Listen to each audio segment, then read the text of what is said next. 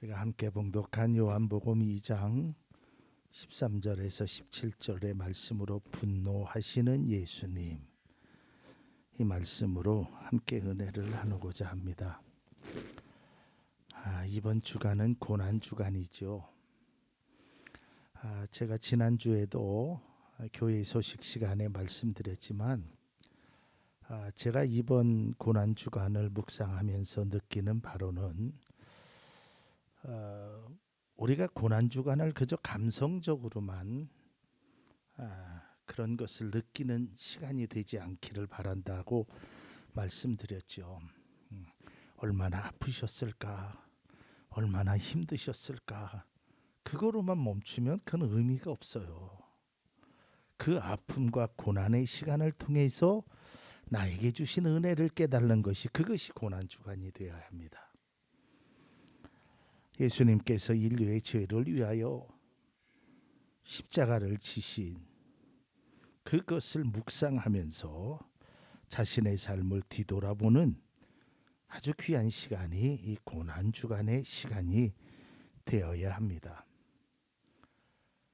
오늘 우리 집사님이 기도했듯이 예수님께서 예루살렘에 어린 나귀를 타고 입성하십니다. 그리고 마지막 한 주간 동안 공생애의 마지막인 그 삶을 많은 사람들에게 하나님의 말씀과 하나님의 뜻, 하나님의 사랑을 전하는 일을 전념하십니다. 이제 그 중에 하나가 오늘 우리가 잘 알고 있는 성전에서 일어난 일입니다. 이 복음서마다 조금씩은 다릅니다. 근데 요한복음에는 굉장히 앞부분에 있습니다. 우리가 읽었지만 요한복음 2장에 이제 다른 부분들에는 뒤에 있고, 또 어떤 분은 예수님이 들어가서 가장 먼저 한 것이 성전 정화라고 말씀하시는 분도 있고, 또 어떤 분들은 그렇지 않다라고 주장하는 분들도 있습니다. 순서야 그렇게 중요한 것은 아니고 그 안에 담겨져 있는 내용이 저는 보다 중요하다라고 생각이 되어집니다. 왜 예수님께서 이런 일을 행하셨을까? 오늘 성경에 보면 예수님이 굉장히 분노하시는 모습이 나옵니다. 채찍을 만드셔서, 이건 요한복음에만 기록되어 있는 건데요, 채찍을 만들어서 막 그것을 내리치십니다. 그리고 상을 둘러엎으시죠. 그리고 사람들을 쫓아내십니다. 이 사건을 통해서 예수님은 무엇을 말하고 계시는 것일까? 또한 오늘날 우리들에게, 그리스도인들에게 무슨 교훈을 주고 있는 것일까? 저도 이 말씀을 준비하면서 이런 생각을 가져봤어요. 예수님이 만일에 우리 교회에 찾아오시면 어떠실까? 뭐라고 말씀하실까? 야, 교회가 왜 이렇게 조그마니? 교회가 이렇게 보잘것없니? 그런 말씀보다 우리의 중심에 어떤 마음을 가지고 있는 우리들을 향해서 말씀하실 거라는 거죠. 예수님은 예루살렘 성전에서 그 당시에 관행적으로 행해지고 있는 일들을 보시고 분노하십니다. 경노하셔요. 이걸 우리가 잘 생각해야 됩니다. 관행적으로 이루어졌던 일이에요. 그러니까 그 당시 유대인들은요, 그 모습이 뭘 잘못되었거나 그 모습이 바람직하지 않다라는 것을 생각하지 못했어요. 늘 그래 왔거든요. 근데 예수님께서 그것을 상을 엎으시고 잘못됐다라고 얘기하시는 거예요. 마태복음 21장 12절에 보면 같은 내용이 나오는데, 예수께서 성전에 들어가셔서 성전 뜰에서 팔고 사고 하는 사람들을 다 내쫓으시고 돈을 바꾸어 주는 사람의 상과 비둘기 파는 사람들의 의자를 둘러 엎으셨어요. 한번 상상해 보세요. 여기가 어디예요? 성전 뜰이에요. 성전 뜰은 성전에 들어가기에 있는 입구의 입구란 말이죠. 그러니까 그 당시에 사람들은 성전하면 어떤 생각이 들었냐면 거룩한 곳, 여기는 하나님이 계신 곳 이랬단 말이죠. 근데 거기에서 소위 말하는 하나님의 아들이라는 분이 와서 이걸 상을 엎는 거예요. 그러니까 사람들이 깜짝 놀랄 수밖에 없죠. 아니 네가 도대체 뭐길래, 이런 반응이 나올 수밖에 없었죠. 또한 오늘 성경 요한복음 2장 15절에 보면 노끈으로 채찍을 만들어 양과 소와 함께 그들을 모두 성전에서 내쫓으시고 돈 받고 주는 사람들의 돈을 쏟아 버리시고 상을 둘러 엎으셨다. 여러분, 예수님께서 거룩한 성전에서 이런 모습을 보이시는 것은 굉장히 이례적입니다. 아니, 예수님이 평상시에 가끔 화를 내신 적은 있어요. 유대인들을 향해서, 바리새인들을 향하여 화 있을진저 했지만 이런 행동을 보이신 것은 성경 속에서 그렇게 흔하게 찾아볼 수 없는 일입니다. 막 경노하시죠. 이제 이걸 역사적인 배경을 좀 보면, 당시에 이스라엘 백성들은 하나님께 제사를 드리기 위하여 유월절을 기념으로 원근 각처에서, 전국에서 이제 예루살렘 성전으로 옵니다. 근데 여러분 아시다시피 구약에는요, 하나님 앞에 제사를 드리기 위해서는 제물이라는 것을 드렸죠. 이제 그 제물이 뭐냐면 동물들의 각을 떠가지고 레위기에 나타나는 것처럼.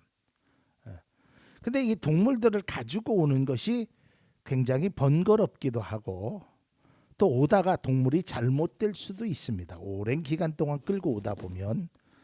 이제 그래서 그 성전에 들어가면 이제 동물을 바꿔주는 겁니다. 내가 비둘기를 갖고 왔는데, 내가 양으로, 또 양을 갖고 왔는데 또 건강한 더 양으로 이제 바꿔주는 일을 그 당시에 거기에서 행했어요. 그러니까 사람이 모이는 곳에는 자연스럽게 그런 일들을 행하죠. 지금 우리 지역에 이제 벚꽃이 이렇게 좀 피었잖아요. 그 이제 벚꽃이 피면 사람들이 모이게 되어 있어요. 그러면 사람들이 모이면 그 사람들에게 필요한 것을 이렇게 판매하는, 특별히 지금은 좀 지났지만 졸업 시즌에 가면, 학교에 가면, 학교 앞에 가면 여지없이 있는 게 뭐냐면 꽃을 파는 사람들입니다. 그러니까 내가 멀리서부터 꽃을 사올 수 없으니까 그 앞에서 꽃을 팔면 내 입장에서 보면 굉장히 편한 거죠. 또 어찌 보면 고마운 거죠. 저도 제 큰아이가 졸업할 때 이제 여기서부터 꽃을 사갈 수가 없으니까 이제 학교 앞에 가서 꽃을 사러 갔는데요. 그 꽃을 파는 사람이 있다라는 것은 고마웠어요. 그런데 말도 안 되는 값으로 파는 거야. 꽃 요만큼 놓고 3만 원, 5만 원.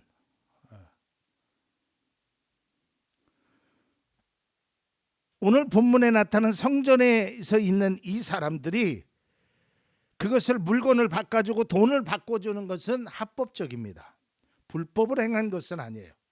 하지만 이 상인들이 제사장들과 결탁해서 그거를 완전히 폭리를 취하는 거예요. 그리고 어려운 사람, 힘든 사람에게 더더욱 힘든 일을 가하는 겁니다. 그리고 거기에 남는 폭리를 제사장과 나누는 거예요.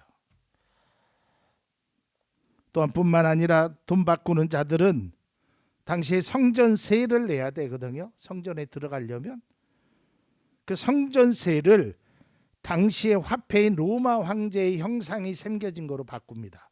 이거로 내야 된다고. 그래서 거기에서 또 이득을 취합니다. 이득뿐만 아니라 그것은 하나님 앞에 드릴 수 있는 우상 제물이에요. 드릴 수 없는 거예요. 드려서는 안 되는 거예요. 그러니까 이런 복합적인 원인으로 예수님께서 화가 나신 거예요. 분노하신 거예요. 아니 다른 것도 아니고 어떻게 하나님의 성전에서, 그것도 성전의 뜰에서, 소위 말하는 너희들이 하나님의 자녀라고 하는 너희들이 그런 일을 행했느냐는 거예요. 저는 이 말씀을 묵상하는 가운데 뭐 성전이란 교회, 예배당 이게 아니라 이런 울림이 저한테 있었어요. 야, 네가 하나님의 자녀니? 그런데 어떻게 그런 일을 행할 수 있니? 너 예수 믿는다면서, 하나님의 자녀라면서, 믿음의 그리스도인이라면서, 근데 어떻게 그런 일을 행하시니? 저에게 분노하시는 그 주님이 두렵고 떨림으로 찾아왔어요. 아, 그래. 내가 목사 되기 이전에 그리스도인인데, 하나님의 자녀인데, 그래, 바르게 살아야지. 하나님이 내 모습을 보고 분노하시면 어떨까? 응? 칭찬은 못 들어도 책망은 듣지 말아야지. 이런 울림이 저에게 있었어요. 오늘 이 말씀을 통해서 우리도 마찬가지입니다. 하나님이 나를 향하여 너 예수 믿는 사람 맞지? 너 나 사랑하는 사람 맞지? 그런데 그렇게 살면 안 되잖아. 예수님은 거룩해야 될 성전이 장사와 도둑의 소굴로 되어버린 것에 대해서 분노하셨다는 것입니다. 예수님이 분노하신 장면이 이제 성전 정화 말고 또 한 군데 나오는데, 그것이 마가복음 3장 5절에 나옵니다. 이게 이제 안식일에 사람을 고치시는 그 모습 속에서 유대인들의 반응입니다. 예수께서 노하셔서 그들을 보시고 그들의 마음이 굳어진 것을 탄식하시면서 그랬어요. 마음이 굳어졌다라는 건 뭐냐면, 마음이 그냥 자기 뜻대로 행하는 걸 보고. 자, 오늘 저는 본문을 통해서 예수님이 이 성전 정화를 통해서 유대인들에게, 오늘날 우리들에게 경고의 메시지를 보내시는 것이 아닐까. 그래서 세 가지의 경고를 우리가 다시 한번 보기를 원합니다.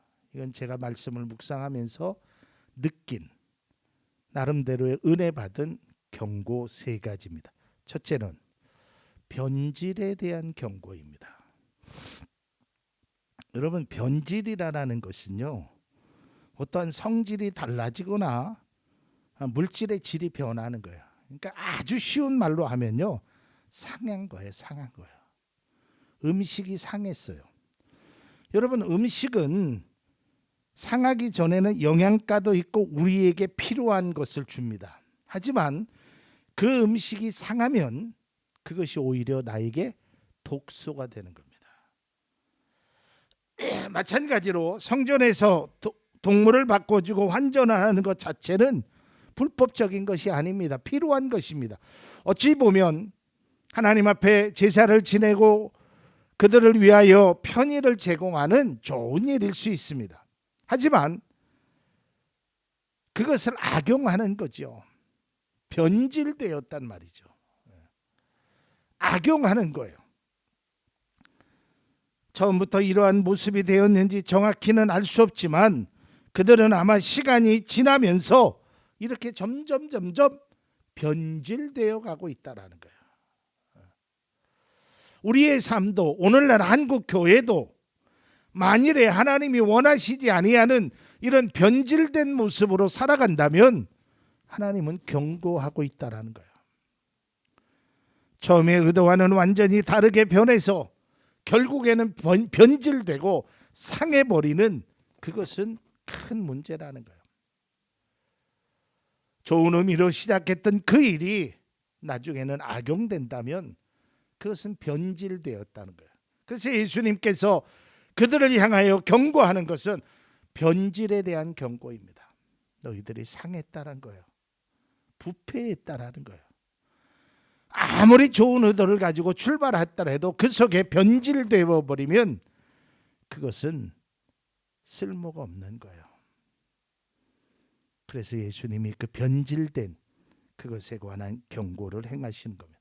두 번째로는 불법에 대한 경고입니다. 앞서 말씀드린 대로 성전에서 장사를 하는 것 자체가 문제가 되지는 않았습니다. 어쩌면 필요한 일입니다. 오랫동안 관행적으로 행했던 일입니다. 그리고 장사하는 사람이 이익을 남기는 것도 필요합니다. 당연하지요. 하지만 합법을 가정해서 불법적으로 일을 행하는 것은 바르지 않다라는 거예요. 그러니까 여기서 불법이라는 것은 남을 속이는 겁니다. 누구를 위해서? 나를 위해서.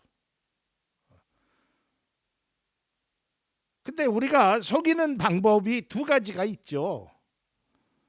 우리가 소위 그런 얘기하지. 하얀 거짓말과 검정 거짓말.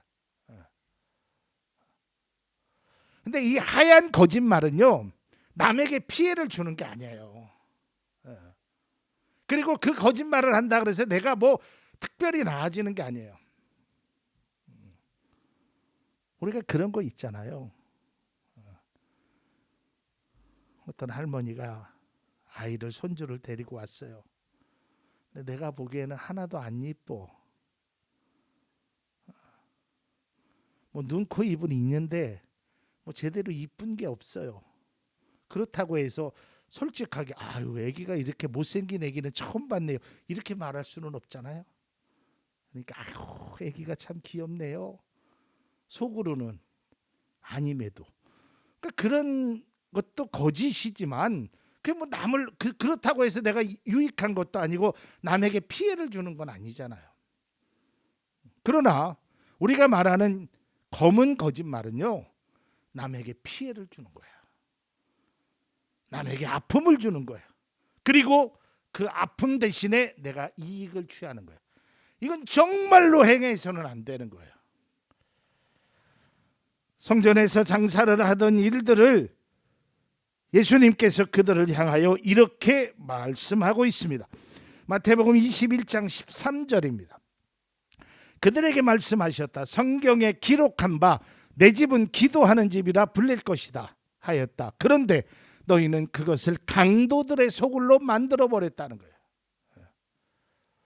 그러니까 이 말을 우리가 적용하면 그리스도인은, 하나님의 자녀는 이렇게 살아야 된다. 믿음으로, 섬김으로, 나눔으로, 사랑으로 그렇게 살아야 된다. 그런데 너는 강도의 소굴로 살아가고 있다라는 거예요. 남을 속이고 남의 것을 빼앗고 남을 아프게 하는 일을 행한다는 거예요. 고린도 교회를 향한 사도 바울의 글을 보면 우리의 몸을 성전이라 그랬어요. 그러니까 내가 적어도 그리스도인들이 이런 불법으로 악용하는 일을 행하면 안 됩니다. 내가 조그만 이득을 위해서 남을 속이고 아프게 하고 괴롭게 하고, 이건 바람직하지 못한 거예요. 이 당시에 이들은 하나님의 성전에서 이 일을 행한 거예요. 그러니까 예수님께서 그들에게 너희들은 왜 하나님의 성전을 강도들의 소굴로 만들어요? 여러분, 강도가 뭐예요? 자신이 갖고 있는 힘과 무기로 다른 사람을 협박해서 다른 사람의 것을 빼앗는 거잖아요. 당시의 종교 지도자들이 자신의 지위를 이용해서, 제사장이라는 그 직위를 이용해서, 또한 일반 평민들이 하나님의 성전에서 들어가서 예배를 드려야 됨에도 불구하고 그들에게 자신의 힘을 악용해서 그것을 빼앗는 거야. 참 못된 거지요. 연약한 사람에게, 못된 사람에게 그런 일을 행하는 것은 바람직하지 않습니다.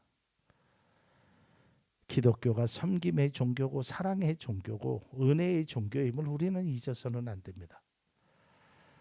내가 힘을 가지면 가질수록 더 낮아지고 낮아져야 하는 것이, 그것이 그리스도인의 모습입니다. 내가 있어도 없는 척, 하나도 모르는 척, 다른 사람을 위해서, 그럼에도 내가 불법을 행하고 악의를 행하는 것은, 그것은 바람직하지 않는 것입니다. 마지막 세 번째로는 형식주의에 대한 경고입니다. 어떤 일을 행할 때 일정한 형식이 필요한 겁니다. 저는 형식이 필요 없다라고 말하지는 않습니다. 우리가 지금 예배를 드릴 때이나 성전에서 예배를 드릴 때이나 하나님 앞에 예물을 드리죠. 그 당시에는 깨끗한 가능한 짐승들을 드렸죠. 이것이 나쁘다거나 잘못되었다는 것이 아닙니다. 그러나 형식에 너무 치중하다 보면 이것이 형식주의가 되어버려요. 형식주의가 되면 어떤 문제가 있냐면 형식에만 신경 써요.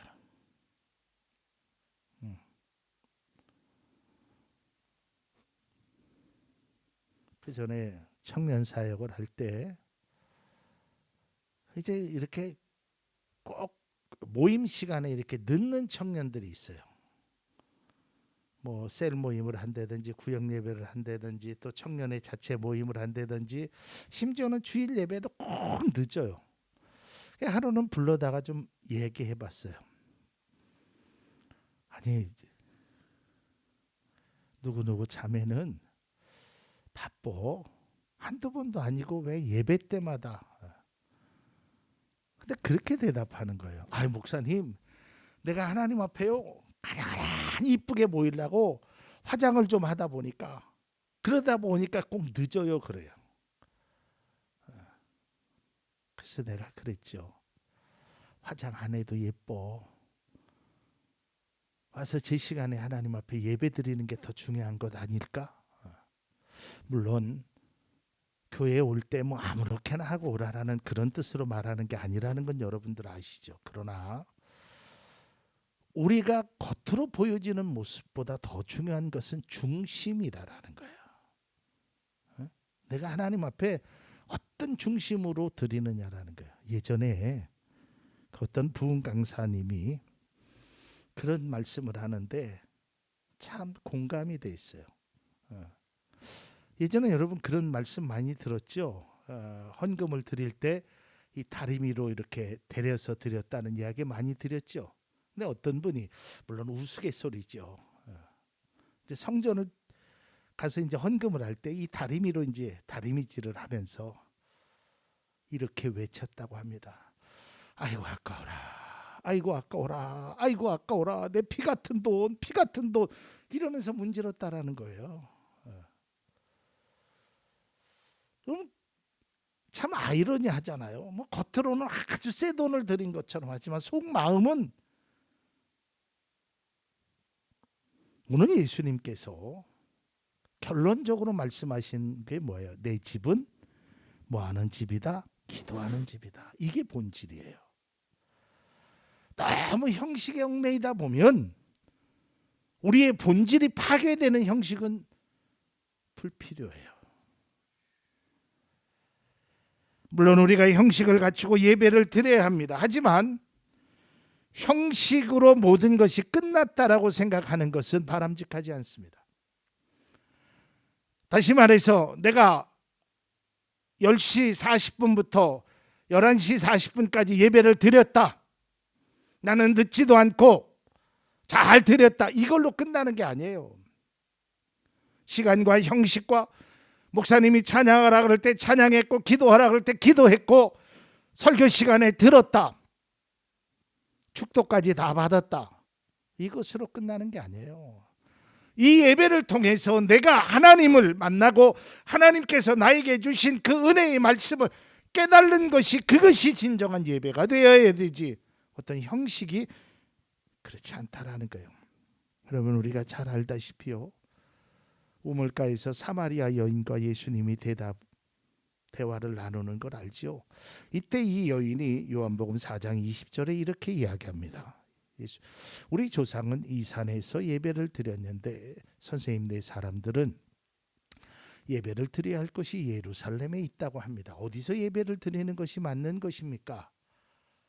이렇게 질문을 하는 거예요. 그러니까 예수님의 답은 이건 4장 24절입니다. 하나님은 영이시다. 그러므로 하나님께 예배드리는 사람은 영과 진리로 예배를 드려야 한다.